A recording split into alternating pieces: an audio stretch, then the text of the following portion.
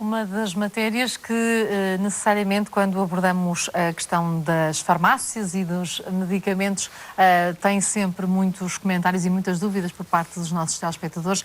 A questão da diabetes, que infelizmente tem vindo a aumentar no nosso país e não só. Já quero também uma leitura geral sobre esta questão específica da diabetes e de todas as doenças consequentes, mas estávamos na questão da correção dos preços e João Barroca queria perguntar-lhe se há de facto possibilidade de existir esta correção dos preços, ou seja, que algum dia os medicamentos de marca, chamemos-lhe assim, consigam fazer esta correção de preços e as reduções aconteçam quase em simultâneo, não é? Mais uma vez, os preços mesmo dos medicamentos de marca têm reduzido.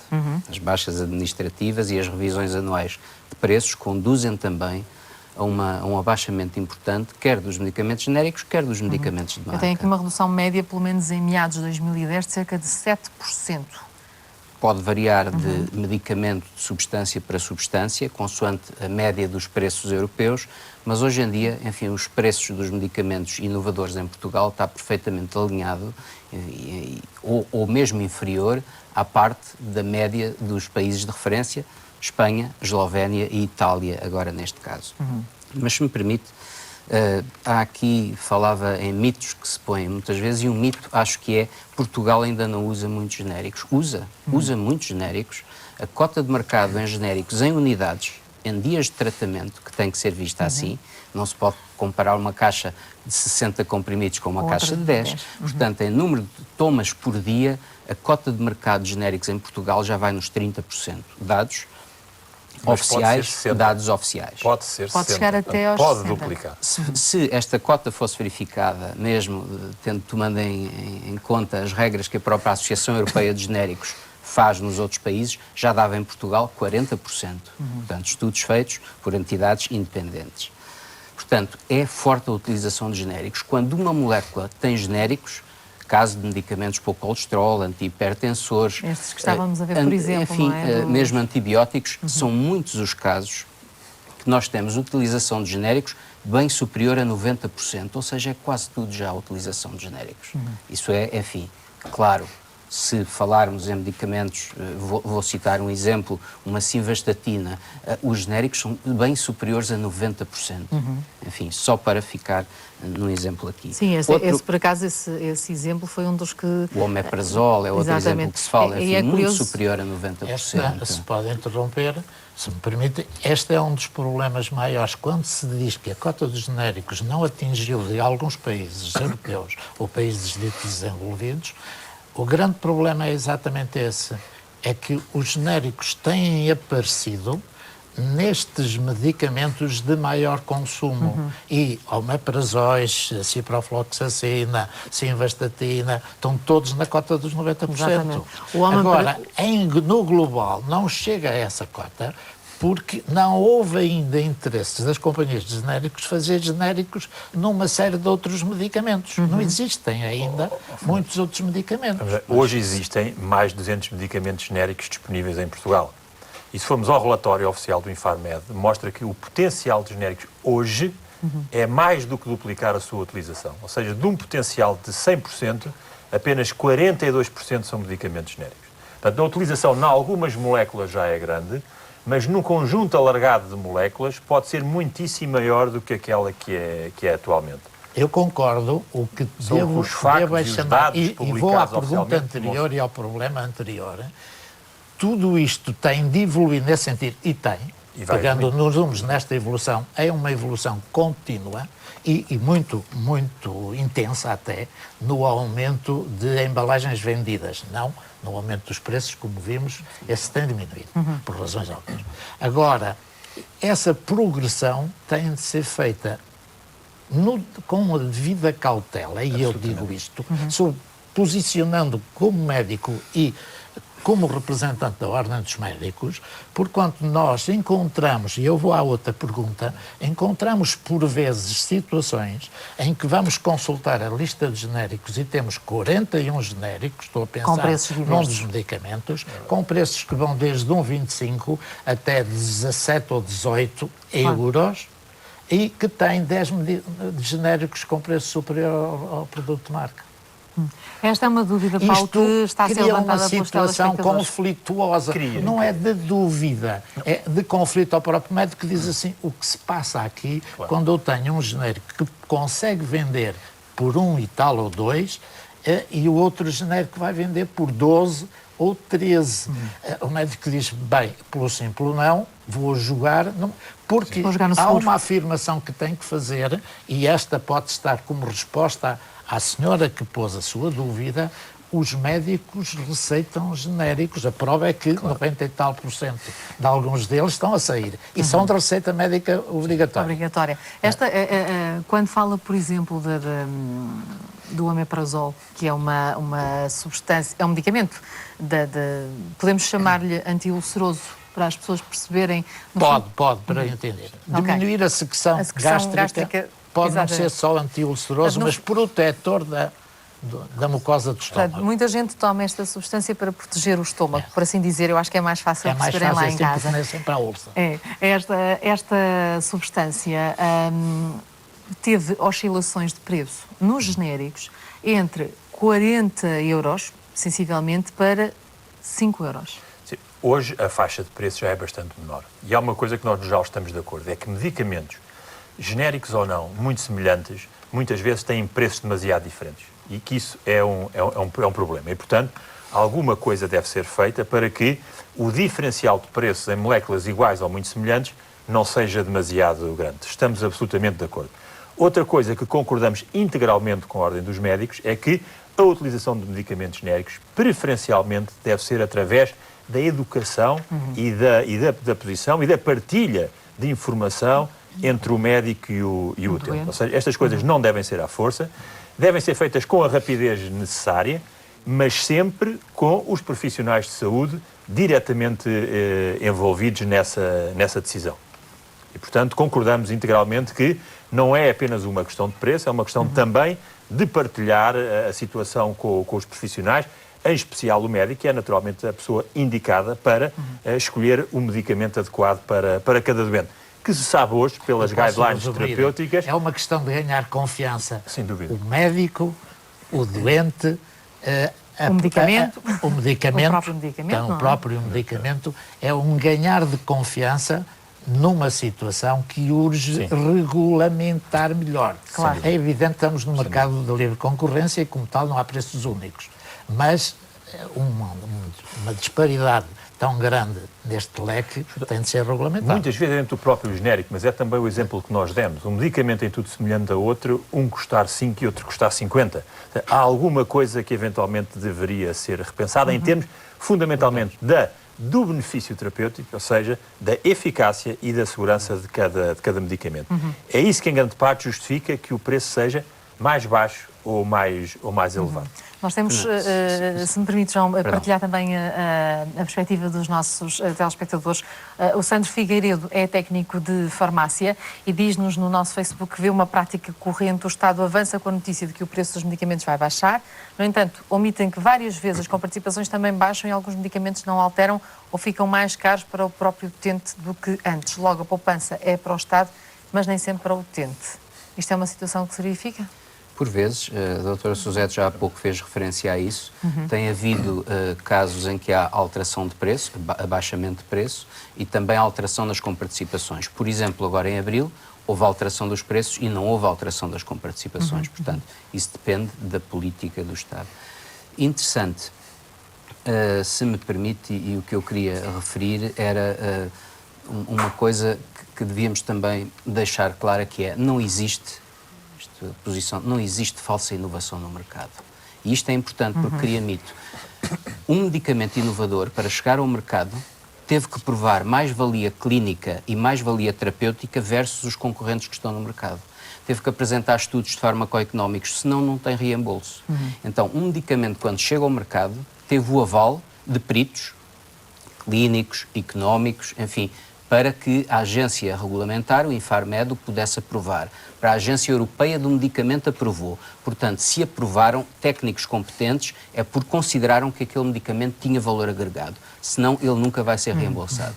Estar a negar isto é o mesmo que estar a dizer que os genéricos, bem, a gente também desconfia dos genéricos. Não pode ser.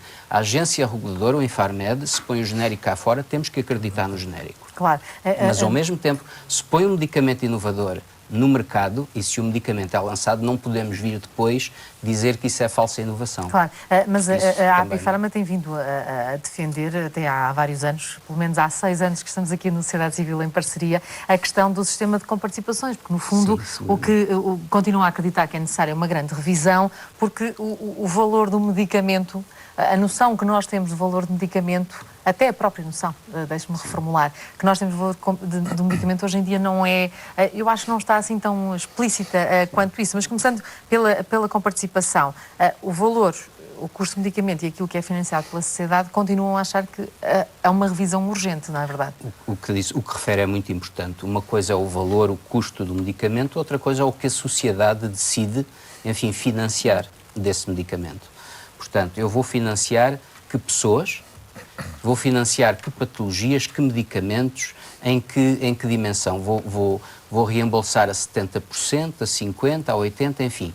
Portanto, uma coisa é o valor do medicamento, outra coisa é o que o Estado decide fazer de financiamento às pessoas. E, na verdade, todos gostaríamos que continuasse Portugal a ser uma sociedade, e queremos todos que seja uma sociedade cada vez mais justa, em que as pessoas que não têm dinheiro possam ter acesso a uma medicação tão boa como as pessoas que têm dinheiro. Portanto, tem que se conseguir criar um sistema justo de reembolso para que qualquer pessoa que precisa de um medicamento possa ter acesso a essa terapêutica. Devemos, como sociedade, encontrar esse caminho.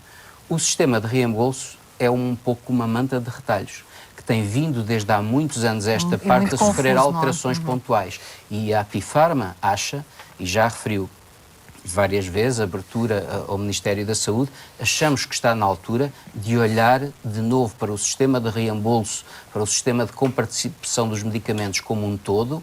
Enfim, hoje as situações não são as mesmas que existiam, as patologias, a situação económica não é a mesma de há 30 anos atrás, portanto, seguramente o sistema de reembolso e de comparticipações devia ser olhado na sua totalidade, enfim, para que garantisse isso mesmo. Que qualquer cidadão, qualquer as posses que tivesse, pudesse ter sempre acesso à substância, enfim, a um medicamento que fosse adequado. Nós vamos também questionar o próprio valor do medicamento, porque quando pensamos, e já falamos de outras vezes sobre esta matéria, quanto é que realmente custa, por exemplo, uma vacina, e quanto é que ela representa o facto da doença não se desenvolver, não é? É uma questão literalmente de saúde pública. Mas esta questão dos preços, voltamos à matéria do quando, esta é uma pergunta também por telefone, quando um médico receita o genérico, o utente tem depois a opção de escolher o genérico na farmácia, Suzete? Se o médico permitir, obviamente que tem toda a possibilidade de escolher, aliás é essa a situação ideal. De qualquer das formas, essa é uma questão importante. Eu penso também que não podemos centrar só toda esta questão nos medicamentos genéricos, ou seja, contribuem com uma fatia considerável, sem dúvida, mas também é verdade, e foi dito aqui, há espaço para os medicamentos inovadores. E há pouco, quando vimos ali aquela reportagem da diabetes, eu gostava também, porque acho que isto é importante, nós temos neste momento uma panóplia muito grande de medicamentos para a diabetes. Alguns deles são genéricos, outros não são genéricos, são os ditos inovadores. Muito bem. Simplesmente o que nós, e temos essas contas feitas, enfim, nós assistimos a medicamentos inovadores que, dir-me-ão, são inovadores, sim senhora, custam mais e são comparticipados a 95%. Portanto, pesam bastante para o Estado. E há doentes que, de facto, necessitam desses medicamentos inovadores.